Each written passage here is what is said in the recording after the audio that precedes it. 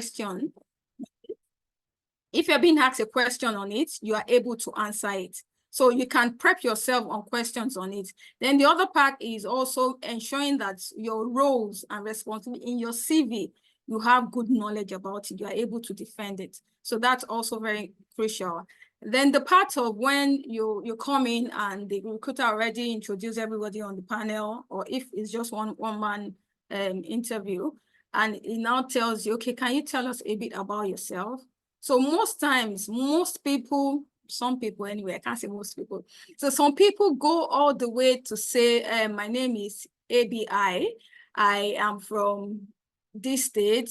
I am the daughter of this person. I went to this secondary school. I went to this primary school. To be sincere, we don't need all those information.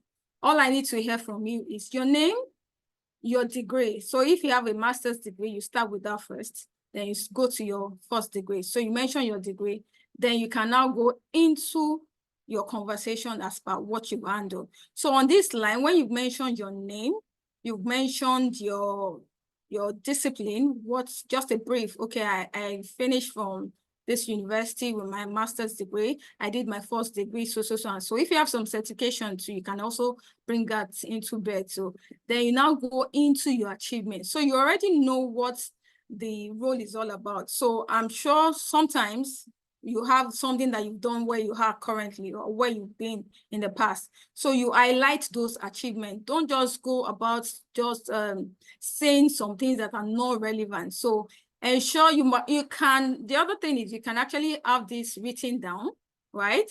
When you have it written down, then you can actually memorize it because you can't be reading it during the interview. So just to know that, okay, I can say when, let's say I'm a salesperson, I can say during maybe my last work experience, I was the best sales in the team of this, and being the best sales, my target was 100 million. I brought in 200 million. So showing figures and all that is very important because it already gives the interviewer or the employer an insight that, okay, this person is an achiever.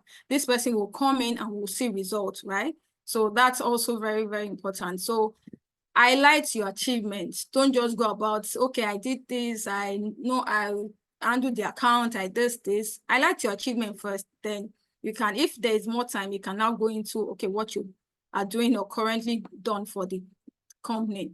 Then there's also the part that this is common too. So let's say you're being recruited for a finance house or finance industry, and you've had experience in finance industry and you have other experience in other industry. Please focus on the finance. You can mention the other, but focus on the finance because I can tell you the finance is one of the reasons why they were shortlisted, because there's that industry knowledge that you already have on that role. So that will be like your best bet. So you push it forward. You focus on it and mention, okay, these are the things I do where I am currently a finance house. I work with the CBN. I do report to my management. I do this, I do that. And over the years, I was able to achieve ABC and so in this space. So that is also very, very important. So I'll move to my next stage. So this is when you're done with your introduction and the interviewer comes with questions. So most of the time when the question comes, we actually want you to state, especially if it's an open-ended question, right? We want you to state a situation. So I call this, it's a term known in HR world. So we call it STAR. So this is the steps, kind of, if I can explain that way, that you should go through, because it helps you to articulate the example you're giving. It helps you to highlight what the recruiter or the employer is looking out for. And it helps you to be able to say, okay, I'm a result-oriented person. Because at the end of the day, I don't want to hear about all the things you've done. I want to hear the outcome. Was it successful? And even if you had itches on the way, how were you able to manage it? So here we have the situation. So when a question is asked, when you're being asked a question, what is the situation? So you might need to think of, okay, maybe during a time you had this situation. Maybe you are meant to work on a management account, and all the materials that you need for the, what's it called, for the preparation of the account is not, you don't have it, right? And trying to see how you can meet up with your time and also get other team, because most times you work in a team, nobody works alone. So it also shows your team teamwork in that situation, how you were able to work with other teams to get all the information together and also be able to produce this result. So there has to be a situation that you have to introduce. So here I have for the S, introduce the situation to the employer and set the context. So you have to say, okay, this is the situation and this is the context. So as I mentioned, okay, you're meant to work. So let's say the question is about time management or meeting up with deadline. So, and okay, you were meant to submit a report on the 7th of the new month. And by the end of the month, you notice that most of your team, they are not yet done with what they are supposed to have submitted. And the timeline you have for people submitting your team was that end of the month. So you already give the situation. So now moving into what you actually did, which is the task. So task describe the task you had to complete, including the expectation, challenge it would involve, and all that. So the challenge here is you had your team not meeting up with their deadline, which affects your own deliverable, submitting the management report to the MD or the CEO. So what exactly happened in between that space? How were you able to manage it? How were you able to make sure that everybody is meant to everybody that is meant to give you an input actually gave you an input within that timeline? So this moves me to your A, which is the action. So what you did and how you did it. So it might be like, okay, maybe someone's still lagging behind. You actually help the person to did a bit out of what they're supposed to do. Or as if you're the team lead, you call a meeting that, okay, everybody, we need to work overtime. So we need to wait maybe after work for 2 hours so that we can catch up and meet up with that deadline. So this shows what exactly is being done at that particular time. So this is also very important because the action shows what you do. So you can emphasize on what you do and what the team did, so that it shows your teamwork and it shows what you actually did on the role. Then the last one is the result, which is what happened at the end of the day. Were you able to submit it? Were you able to, did you meet up with the timelines?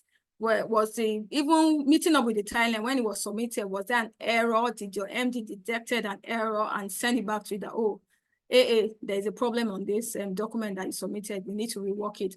Or was it 100% error-free and your, what's it called, your MD commended it on it? And also the impact, looking at it, management account, maybe for auditor review. So you were also able to meet up with the auditor review on the finances of the organization. So this is very important. And sometimes too, there might also be a situation whereby it's not really technical experience that people, the question comes on like, give us a situation, how you behaved when someone, maybe you were angry with a team member, how were you able to answer it? Because there's also the behavioral part that we also bring into play when we're having interview discussion. We want to see how you behave. So these, you still follow these steps for the star. Follow the S, the T, the A, and the R, because it helps you to actually articulate what the situation is. It helps you to, it also helps the employer to pick something that is actually crucial in the what's it called, in the question. And sometimes we have some situation, if you don't understand the question, please, there is no how do I put it, there is no negative marking, if I can put it that way, that you ask, oh, can you repeat the question for better understanding? Because that also happens. You get to ask a question and the person is answering something else entirely. So if you're not clear on the question, please tell the interviewers that, oh, can they repeat, that you need to understand the question better, so that you don't start blabbling in between and you're not hitting the nail on the head, which at the end of the day, it's like it scores you 0. Then there's the other part I also wanted to mention is engaged. So when you're having your conversation, make sure that you are having a eye-to-eye contact with your interviewer. Don't look down. Don't look, some people, they look up, right? they just look up and like, oh, okay, trying to say something. I'm just like doing an example. So you're saying something and you're looking up, you're not looking at me. So that's, I will score you. When it comes to confidence, I'll score you low because I'm not saying that you being able to look me in the eye. So that is also very important. You need to be able to look the person in the eye when you're talking, even if it's a virtual one. I know virtual can be a bit challenging sometimes when the internet and all that, but try as much as possible to look the person in the eye and make sure your conversation is also engaging. Then I don't know how to explain this. There's also the part of the drive, the energy that you bring on board. So like sometimes we interview some people and the first few minutes, I'm already disengaged. Like there's nothing captivating. The person is just like maybe dragging their words or not putting life into what the conversation they are saying. So you might also need to put a bit of life. Maybe having a prep interview demo could help to prepare you rather than say, okay, I know it all, I'll just jump into it. If you don't have someone that you can actually have like a one-on-one demo with, you can actually use your mirror. So ask yourself a question, look in the mirror and answer it and see how you, how your attempts, how it goes, right? Because that drive is actually what keeps the conversation. So you should be able to bring in a drive when you're having a conversation. I should see you and say, okay, this person is enthusiastic about what they're saying. I see your passion, even in your conversation, even in what you're saying. Not that you're just saying it and it's just falling flat. Let me just put it that way. I don't know how to explain it. You're saying it and it's just falling flat on the table, like it's not hitting the nail on the head. I'm not feeling that impact. Do you understand?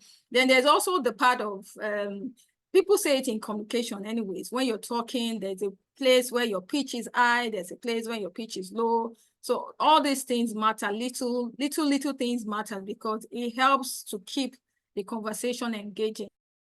Because that's actually what interviewers want to see. I want to be able to have engagement. I could give like an example, like was it Monday, we had some interview and out of like 6 people that we saw, it was only one person that was really engaging.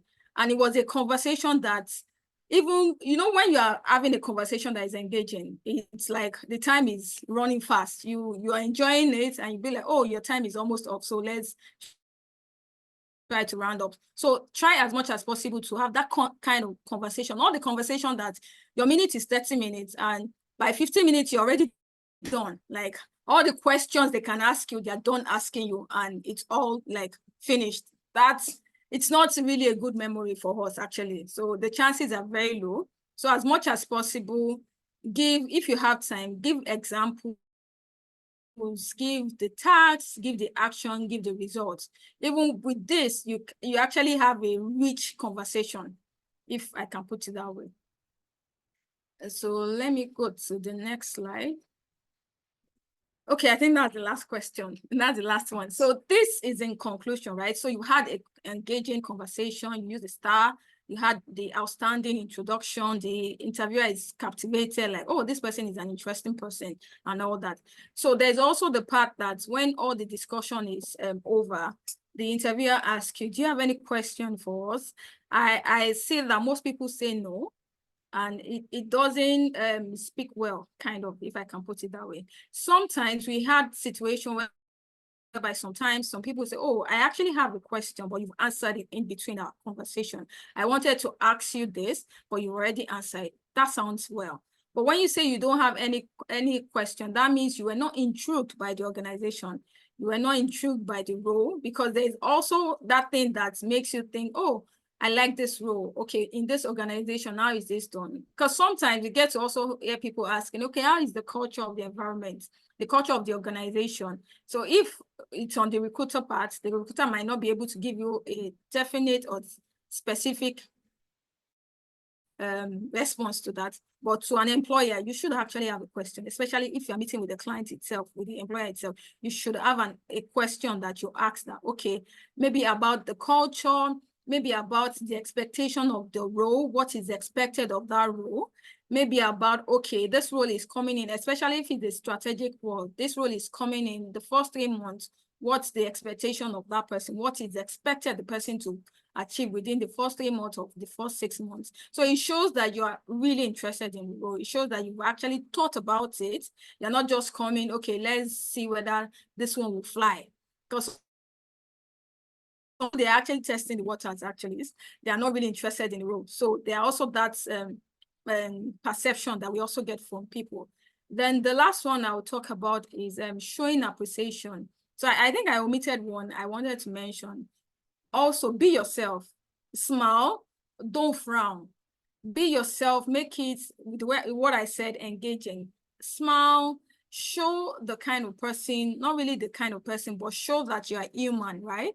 And interact well. So that at the end of the day, there's that good impression that the recruiter or the employer have about you. You understand? So they show the appreciation is when they're done. Okay, thank you for having me. I look forward to your response, or I look forward to an email from you after this and this and that. So it helps in a way to you close that conversation well. Not that everything, they just tell you, you ask the questions, and after answering the question, they say, thank you for being here. You say, okay, thank you. Okay, no, even when you say thank you to, you've shown appreciation, actually. So you just, nothing, that is it. You can say, have a good evening, enjoy the rest of your day too. Something to show that you are relatable. Let me put it that way, that you are relatable. So that is very, very important. Yeah.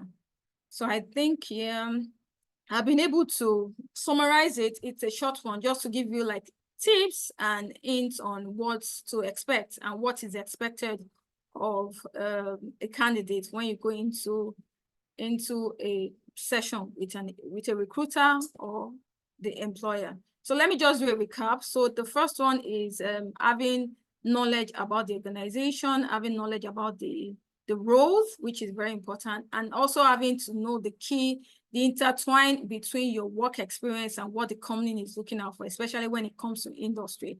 Then having an outstanding introduction.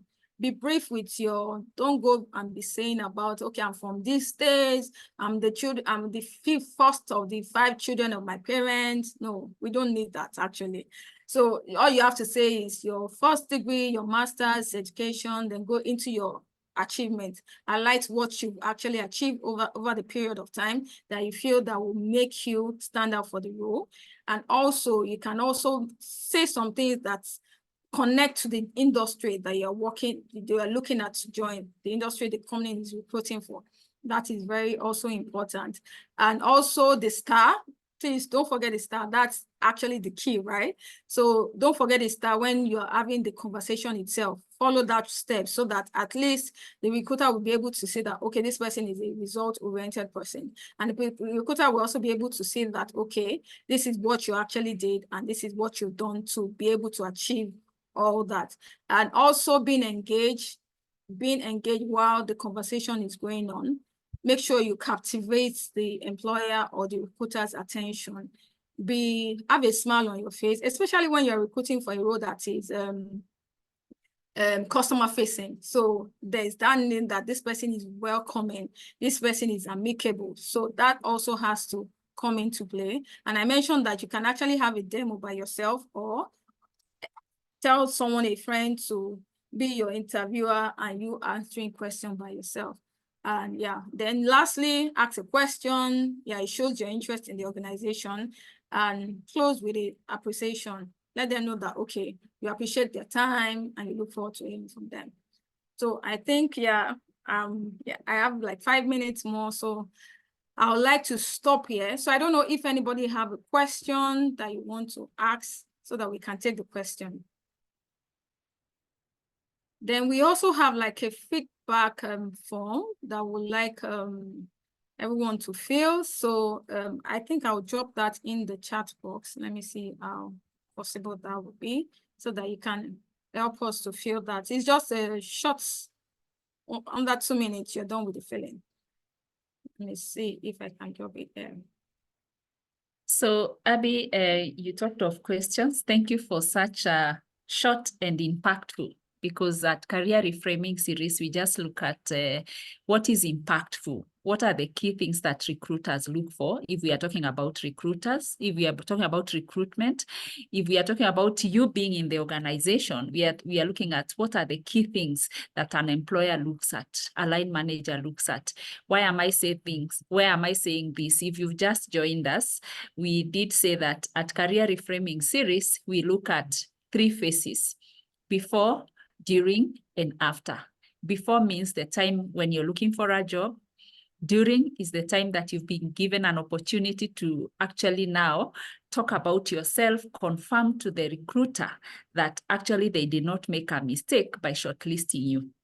And then the last phase, which is the after, is where you're confirming to the recruiter, the line manager, the C-suite that they actually made the right decision to hire you. What happens at work once you've been hired? Those 3 phases require different strategies, and therefore those are the things that we are looking at, or we shall be discussing as we move on during the Career Reframing series. Today we were looking at during. How do you captivate? How do you catch the attention of the recruiter? Especially, you can imagine you've been sending applications, 50, even 100. That one moment you get an opportunity to go and showcase yourself, you go there ill-prepared.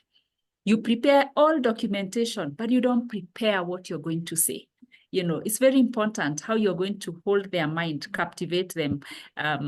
So in terms of questions, Abby, there are 2 questions here on the screen, on the chat. So I'll read for you. What if you don't have the experience you have been asked for or you've been asked about? Maybe you can talk about that. For the rest of us, even as Abby talks about that question, the link to the feedback, remember, as we said, been in the industry for quite some time.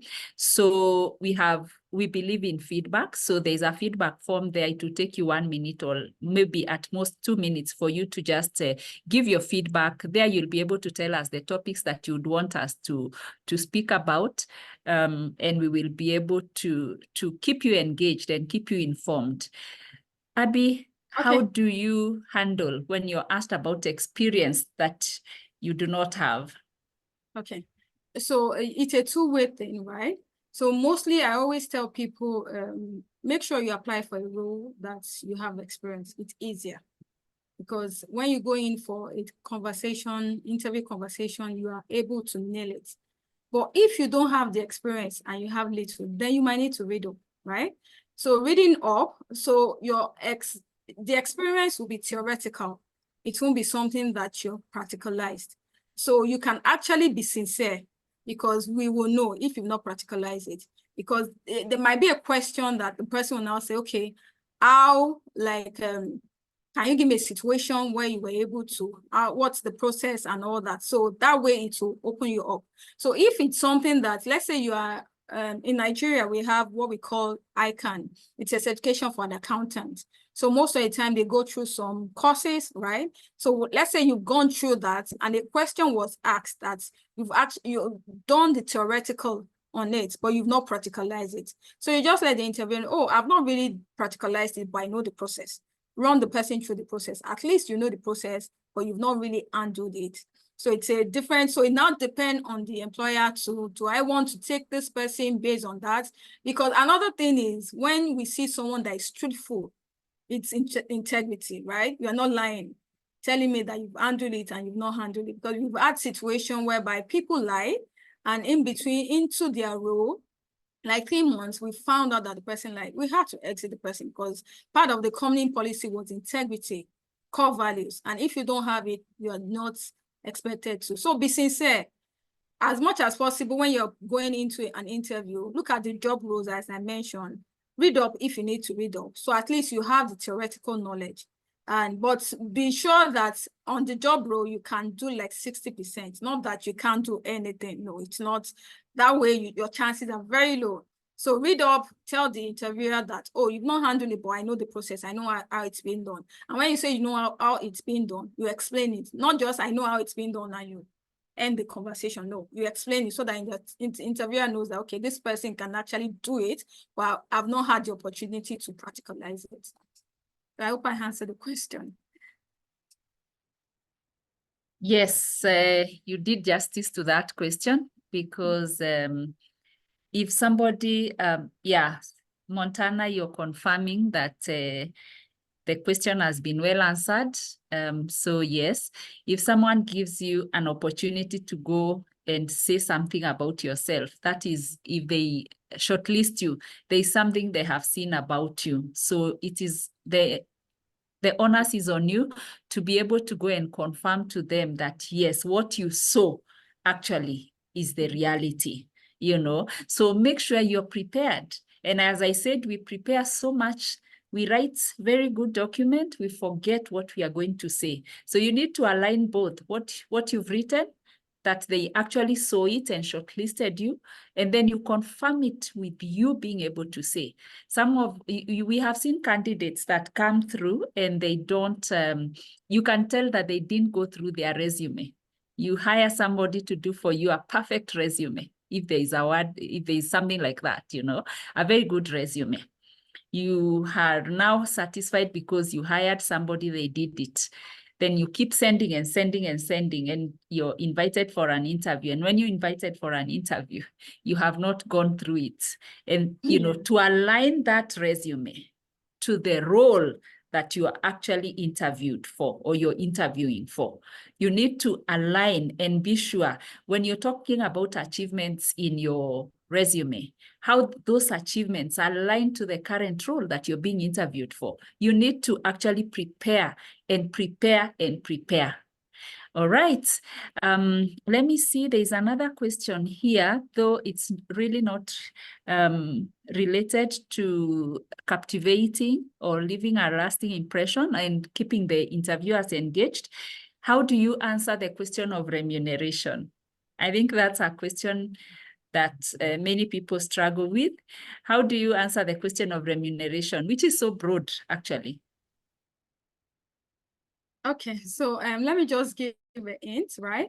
So basically, I'm sure everybody have an idea of what they want to have. So you know what takes you home. That's what we call in Nigeria, what takes you home, right? So you have that at the back of the mind. So most times, some recruiter might ask you, and some might also disclose the budget to you. So if the budget is not disclosed to you, you might need to answer that question. So you can do your research. You can do your research before going in for the interview session and say, okay, what is obtainable in the industry? And also the other part that people, the mistake that people make is they ask for too much. So you don't even want to be at that position. So look at your years of experience. Have a discussion maybe amongst people that you guys are on the same level, or friends that are working in different places. So you have an idea. And you also need to look at yourself. What takes you home? What is comfortable for you? Well, that's also important. So that's one of the, and you have to answer the question, seriously. You have to, except it's a managerial role and you say, okay, you can have that discussion when you get to the final stage. Do you understand? But that's one of the things that most recruiter wants to do, so that's to align you with the job role, whether, okay, are you within the client's budget or are you within the company's budget? So you need to look at yourself, what takes you home, right? And what is obtainable in the industry. And sometimes you might be opportune to get an hint from the recruiter on what the role offers. All right, thank you for that. I think stay on the career series. It's so broad, that particular question about remuneration. In Kenya, we say, what is your take home? So you see, in different places, we say different things. So stay on. One of these fine days, we will have a webinar just looking at how to answer those questions, because they could come in different shapes, so that you're prepared. There is one question here. Oh, yeah, and there's something I wanted to mention. Sometimes when you're interviewing for a role, I know many of us keep it as a secret because we don't want to antagonize where we are working. And also we don't want so many people to know, but try a network and find somebody who is in that organization. If you know someone, you could be able to just find, you may not get the actual amount that the incumbent is earning, but you may get the range. What do you do, Abby, in a situation whereby you were interviewed for another role instead of the one you prepared for, and it was in the interview process, you got to know you are being interviewed for another role. Well, this sounds quite interesting. Yeah. Yeah, Okay. you're being, Okay, you so find yourself during the interviews interview. interview. Okay, so this kind of stuff, so that means when you came in for the interview, I'm just off top of my head, right? Probability. So maybe the recruiter or the organization already have that role filled, or they are looking at holding on to that role and thought of another role. So if you're being interviewed for another role, you are free to ask that, can you see the JD? Even, or during that conversation, you could ask that, can they give you a brief on what this role is all about? So that at least it prepares you, not that they're asking you for a question that is on a role that you don't even have that information on. So you are free to actually say, oh, you actually prepared for this role, accounting officer role, but since you're talking about admin role, so can you give me a brief on what the role is all about? So it's acceptable, it's normal. So it's even expected that before the interview process begins, the interviewer is supposed to brief you and tell you what the role, it's expected. So it should be something that they've told you ahead of time, or even at that particular moment, so that you know that, okay, this is the role. So it's now left on you, depending on how very vast you are, to look at it. Okay, is this something I can do? Is it something that relates to, do I have any achievement in that line? Or have I done something like that in the past? So that means you're thinking on your feet. You're able to quickly articulate some things that you say on that role. You understand? And for them to actually interview you for that role, that means there's something that they saw. So you also need to put that in mind. There's something they saw that you can fit into that role. So they might not particularly be looking at the experience. They might be looking at transferable skills. Okay, this person can fit into this. We've had that situation in our organization that we actually interviewed someone, 2 people, like 6 people, but 2 were the top. So one was selected for the actual role. The other was selected for another role. But they had to explain to the person, okay, this is the new role. We are ready to train you on the role. We saw the ability that you are a go-getter. That's why we want to take you on the role. So that was why it was handled. So there's definitely something that they saw in you for them to interview for the other role. So ask them for what the role is all about. Then you can answer, think on your feet, and see what you can say to fit into that role. Thank you. All right. Thank you, Abby, for that. We still have a few questions. I think we will take them. And I hope if you want to know more about that, then you will still be able to reach out. We want to try and make sure that at least we've answered a few questions from everybody who came, for as long as at least they are relevant to the topic. So there's a question here about salary again, or remuneration, how to handle salary negotiation when the current salary has a wide gap, maybe triple, for example. That means you're lucky, you know. But yes, how do you handle that when the current salary has a wide gap? But Nancy, it's not clear. Wide gap. Yeah, that's what I wanted to say too. Are you on a lower? Yes. And the role you anticipate or you're interviewing for is higher, or is the role lower? So because there's all which that. One is higher? Yeah, where's the gap? Maybe you can clarify that, and I could go to the next one because of time. In regards to remuneration, I was recently asked while filling out an internship application form, and I replied being okay with the amount the organization pays its interns without stating an actual amount. Yeah, Was that fine. an acceptable response? Yes, that's fine. That's actually fine. You can. Yeah, you Except can they do now that. push for it. That's when you mention the figure. They can do that. Yeah, you can do that. So that's an acceptable answer. However, sometimes it's also good to, state your risky value. Because sometimes the organization might be looking at something, because we always have that issue, right? The client is looking for someone 5 years experience, and they want to pay in Nigeria 150K and 150,000 naira. And we as a recruiter know that is not obtainable in the market, but we already told the client that, okay, this is not obtainable, but we'll let you know what the market is saying, right? So if you put this, that means you are good to go with the 150,000, which is not okay. So sometimes, especially when you know that you're going to add value, please put a figure that is comfortable with you. All right. Okay, state your value. So there is one here, I think, Abby, we were discussing as we were preparing for this. Could you provide guidance on how to strike the right balance between being confident and being humble during the interview? That your confidence does not look arrogance, does not border on arrogance, and that, you know, also your humility does not go towards being timid, you know? So how do you strike the balance between confidence and being humble during the interview? Okay, so being confident during interview is mostly your appearance, right?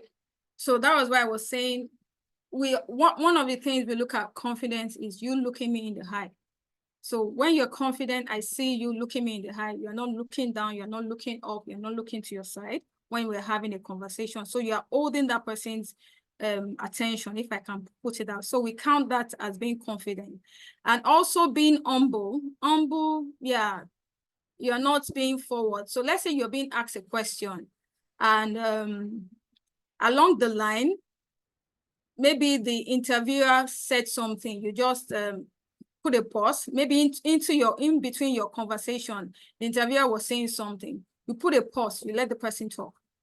So you are supposed to not interject into conversation or into discussion, whatever the person is saying or the other person is saying. And when they interject into yours, right, just pause, let them say what they have to say, then you cannot pick it up. So being over there's a confidence that move into you being arrogant. So you have to be also being careful. So that has to do with your demeanor, how you answer the question, the tone that you use in answering the question. And also the fact that you have a smiley face. You are not just like, we've had some interviews like that the person we are interviewing was like, oh, I know all these things. What are you guys saying? Like the person has that countenance. So you don't want to have that kind of countenance that, what are you guys saying? I know everything you're talking about. Do you understand? So have a countenance that is very relatable. People can relate to you. They can say, okay, this person is amicable. This person looks like someone that can work in a team, right? And you are not just overconfident about it. I hope I'm able to answer that question. Please let me know if I answer the question. Okay, I think you have, from what you have said. You've answered. So, you know, base your confidence on the specifics of the interview and where you feel maybe the input from the interviewer, because you can see where the input from the interviewer is tending towards maybe making a correction. Accept, you know, and appreciate, be able to say, thank you for that, you know, so that way you remain confident and still humble. Okay. Nancy, you could check and be able to see whether you're able to explain that. I think you can be able to speak now. And then there's this, I think it will be the last question we will take. Okay. What if the company is a new entrant into the market? They have a new, wait, let me take this again.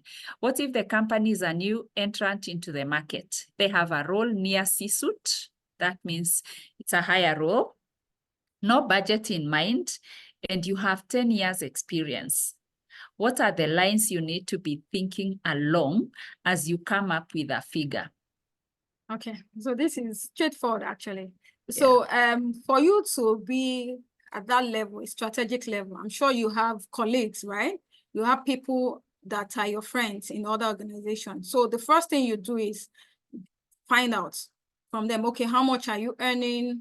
If they are willing to disclose anyways, but they should. So you find out what's that role, the role title, what is it on the other side, like other companies, what are they collecting, and for C-suites, you know, it's not just about salary. There's also the benefit angle. So you also need to find out the benefits. So this new company that is coming into market, they might not have the full idea. They to also be like, okay, let's test the waters and see what candidates will be asking for. Do you understand? So you need to put a figure to your value that you're bringing on board. You have 10 years experience. So off top your mind, 10 years experience should earn what? In what role? Do you understand? So like a finance role, 10 years experience in a tech organization, the person should be aiming in Nigeria above 1 million, right? So you know that, okay, this is where it starts from, especially when you know that you are good at what you do. So there's also that two parts. If you're very good at what you do, that means you add value, regardless. 3 months into the role, they're already seeing value. So you know that you are worth this. So you find out the market value, find out the market value for your years of experience. So when you're finding out the market value, make sure you also look at the benefits so that you're not just going in for the salary alone, you're going in for the benefit, because there's some benefit that is attached to C-suite roles. So you also have that at the back of your mind. So let's say someone now tells you, okay, I currently earn 900, but looking at your current situation, you can't take 900 because it won't even take you home, as I said it. So you need to mark it up. Also looking at where you're coming from, you need to mark it up to something that you're comfortable. You won't start looking for another job the next maybe 2-3 years. Do you understand? So that's I think that should work for you. So those are the lines you need to market, your home value that you're putting on, what's 10 years and what are you comfortable with? Because that's still very important. Then the benefits attached to the role too. Important. All right, thank you for that, Abby. So still goes back, know your worth, know what you're worth, and vis-a-vis your own research, know the market rates, understand a bit, because even the new company that is setting up, you can be sure, much as they may not have a lot of background, either in the country or if they are local and an in-country company that is coming up, they are working with an HR person somewhere, they are working with a consultant somewhere, they are going to structure their pay scales. So it's not anything new. Even whatever you mentioned, trust you me, they have had it maybe from their consultant or the HR that is structuring their department. So just know your worth, be able to articulate it. And you know what, as we say, and as we all know, some of us here maybe are employees already, and others are aspiring employees and stuff like that. You know, there's always a negotiation, you know, maybe we'll talk about that at some point. And the good thing of being at Career Reframing Series is because you're hearing directly from people that, from a recruiter's mouth, you know, doing this every day. You know, if it's about organization, how do you carry yourself? We are in it every day, so we do this. Our contacts are there on the screen, so you could be able to pick them. They are on the screen. I think, Nancy, we have your question that was not clear. What did you mean? Nancy, okay, I think I've enabled you. Yeah, sure. Thank you so much, Purity and our host today. For the matter of clarification, my question was, for example, if you apply for a job, and then the job, for example, I'm very sorry for those people using the other currencies. Let me use the Kenyan currency. Like you are earning 100,000, or the post goes for, or your current salary is 100,000. And then you've done the market research and find out that the position you are going for is maybe 200 or 300,000. So what tactics are you going to use to explain yourself when you're negotiating for this salary, opening that bigger gap as to why you are reaching up to that level, regardless of your academic or professional experience or academic papers. So how do you challenge them that you really you're jumping from these 100 to 300 Kenya shillings? Thank you. Okay, thank you. So we've had these situations before with a client who was a retainer, right? So the person was actually earning very low, and the role offer, right? There was a budget for the role. The role offer is 200% of what the person is currently on, was currently on that time. But we being the consultant on the company, I like being fair, right? And if you have a budget, the person has meet all the years of requirement, experience. So that means normally the person is meant to be on that role. It's just unfortunate that the person is where he is or where she is and currently earning lower. So I feel and I believe that a company that has integrity, you already have a figure that you have for the role. Why not give it out? Regardless of if the person's salary is going to increase by 200% or 300%. To me, it shows that when you give that figure, the person will be committed. The person will stay longer. And the person will not be looking for another job in 2 years' time or very soon. If the person also is being a good person, if I can put it that way, because people can be funny too.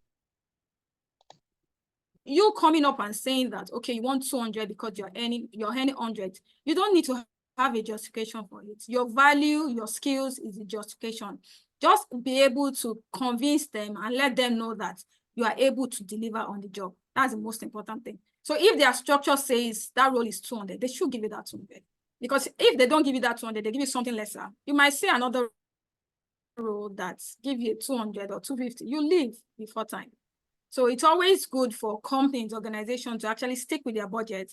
Fine, I know sometimes HR will try to, I want to reduce, budget so that I'm not spending up to my budget. I'm able to save costs. We call it save costs, but sometimes it can be penny wise, pound foolish, especially when you know that that person is going to perform on the role. You're not just taking that person, let's manage. No, the person actually fits the role 100%. So why not? So please be confident to say 200 and let them know that you have the value, that you're going to do all that needs to be done. You are going to add value. They will see a difference and all that. So it's not really about where you're coming from. I know most organizations do that. They try to look at your current pay and mark it up. It's not supposed to be like that. It's supposed to be a structure that they follow. So if you meet 5 years in my organization and I have 250 and 150, why can't I give you the 250? So that at the end of the day, you are not disgruntled. So I think that's my take, but I think it's actually can be personal to some organization. All right, you can see the passion as Abby was talking about that pay the employee what they deserve. I think just to add on that, Abby, that you have said is the fact that that company has interviewed you to the level where you get to negotiation, because not every candidate gets to the interviewing, to the negotiation table. For you to get to that level, trust you me, they know that they have seen some competencies, the capability that you have, and therefore it is upon you now to actually be able to articulate that. They may ask you, you're currently on 100,000 and you want, now you're negotiating, and you want 200. Why would you do that? You need to be able to map that on your experience, the things that you've been able to do, and the things that you think you will do on that role. Sometimes we talk too much of also the past, the achievements, but then map those achievements to the role, the current role. Trust you me, they know that they have capped it at 200 because they know the candidate they want is worth that 200. So it is up to you to articulate and be able to demonstrate that this is the value I am bringing. When we say know your worth, we are not just talking about monetary. Your worth based on your skills, your knowledge, your experience, the achievements you're bringing on the board, on the table. That is what now forms your worth. Nancy, I hope we have been able to assist you, but if it's a discussion that we can get into further and just look at the dynamics and curate something around the same, please reach out. When it comes to my other hat in security, I see you are a professional there, a colleague there. Please remember to complete the feedback. It will take you 1 minute. And as we close, I would like to take this question from Grace. It is the last one, so let's not drop it. How can I demonstrate enthusiasm and passion for the role without appearing overly rehearsed? You don't want to look like... like you crammed everything, Okay, the response was good. Thank you, Nancy. Okay, Abby, Okay. over to you. Yeah. So this, right, it's, how do I put it? So let's say you currently work on a role. Maybe you're an admin person or an HR person, and it's something that you enjoy doing. It's natural. It will come out naturally from you, right? So, but the only thing that you need to do is be yourself. Calm down. That is very important, because sometimes we know the answer, but that pressure, that tension is there, and it just lock you in. So most times when we are doing interview, especially when we notice that someone is not calm, we tell the person, calm down. Just maybe ask a question to just make the person calm. So, but if that is not done, please, you need to calm down, because when you're calmed, the passion will be there as long as you know what you're doing. They will see the passion, they will see the enthusiasm, right? If you've actually earned the skills and the knowledge that the recruiter or the company is looking out for. But all you need to do is calm, be yourself, so that you can easily express yourself. Because it's through the expression that we notice the passion, right? It's when you say something, how you say it, your body language. That's why we say, okay, this person is enthusiastic about the role. This person is passionate about the role. It's not just about the money that the person is coming to take. The person is also on the path that, okay, I love doing this. I enjoy doing this. And it fetch me the paycheck, right? So be yourself, be calm, and it will flow easily. So you might need to rehearse the calmness. So don't over rehearse, so that you don't get pressured, right? So be yourself. Then don't cram, because I think some people do that. Don't cram. Let it flow. Speak the way you normally will speak. Don't cram anything from that you say, okay, I'm going to say this, I'm going to say that. I hope I answered the question well. All right, I think you did. Grace, you can confirm, but I think you've done justice to that question. I think one of the times we will talk about the soft bit, how do you carry yourself during an interview? Now, not the technical bit, yes. Okay, Grace, you're confirming then that has been answered. I think one of these fine days will look at some of those things. It starts from the way you walk into that door. They say Yeah. people, you know, it takes, is it 5 seconds or 5 minutes? No, not 5 minutes. For somebody to make up their mind whether they are going to listen to you or not. If you've done sales, you know that. If you've been interviewing like ourselves, you know that. It takes, I think, the first impression really matters, but it is that first impression is not 10 minutes. Trust you me, it is the first minute. I will wait for the next series, but thank you. Yes, Okay, Abby, over to you. Yeah. And I also wanted to mention that I am Purity, we are certified strength coach from Gallup. So this is on your screen, you can see our contact, so you can reach out to us for your coaching needs. And we also assist in HR services and support. So you can reach out to us via our email, our phone number, or you can also search for us on LinkedIn. If you're on LinkedIn, we're also on LinkedIn. So for your coaching needs, for your HR services and support, don't hesitate to reach out to us. So we are available to help you, take you along your journey, your career journey, and help you to thrive. Yeah. Thank you.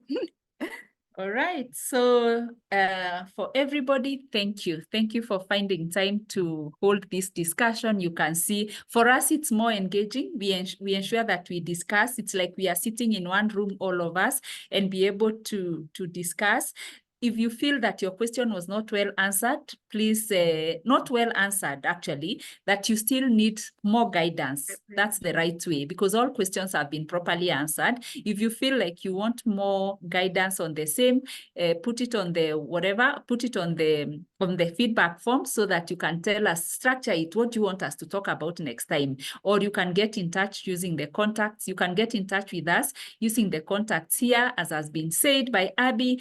We are on LinkedIn, we are on Facebook. You can follow us. You can also stick on our pages. We share insights, tips and insights. On a day-to-day basis, we share something about those 3 phases we've talked about. They are phases that we are very passionate about, especially, you know, you see somebody has gone through all this process we are struggling with, they get a job, and then after a few months, they have stopped performing, or they are deemed not to be performing. So we want to talk about all those things so that we deal with the struggle as you're looking for a job, the interview, and what happens when you get that job. Abby, it was an insightful session. There is a lot of compliment on the chat from the team here. So well done, all the way from Nigeria. Yeah. We do appreciate everyone of you Thank who you. has been with us, and thank you for bringing this home. Thank you for sharing your day-to-day experience, and also even for the people in Kenya, Uganda, wherever. Abibora's page has a lot of jobs, you know, that she posts there. So if you want to work there, Lagos, Abuja, please reach out. And of course, sometimes she has roles that are outside Nigeria, so you can also be checking out. And you never know, you might be that one person that she actually shortlists for an interview. All right, I think we have come to the end of our session. We will structure something and be able to answer some of the questions that we may not have answered. This is a quarterly series, and therefore in June, thank you, Rose. In June, we will have another series. We'll be talking about something else. Today, we have talked about the interview space. So we are going to look at the other phase, either before or during the work. So we are going to be looking at those three phases because all of them require different strategies. We see people struggling in certain spaces at different phases of their lives, their career life. We will also see how to incorporate those people who are also struggling in entrepreneurship. We have an entrepreneur here. I'm also an entrepreneur in my own way. And therefore, we will also see how to ensure that every part of the career has been touched on. Hi, I have emailed you. Thank you. Thank you, Montana. And actually, Montana reminded me that I interviewed her some times back. So it's a confirmation that what we are talking about is what we practice every day. Montana, I hope to interview you again or now to talk about the next phase of your career. Enjoy the rest of your weekend, Yeah, thank you, everyone. Yeah. Yes. Have a lovely weekend. Yes. In June, we are here again.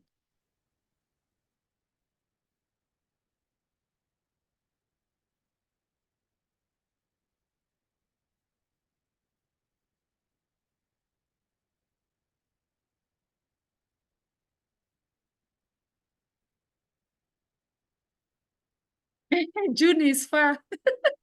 Put that on the feedback. We'll capture that. And I know as we were talking about this and as I was sharing, somebody told me they are going for an interview. All the best. If you're going for an interview, I hope this is helping you. I hope that you're going to ace that interview and you're going to live there as the right candidates. And I can see you, I won't mention your name.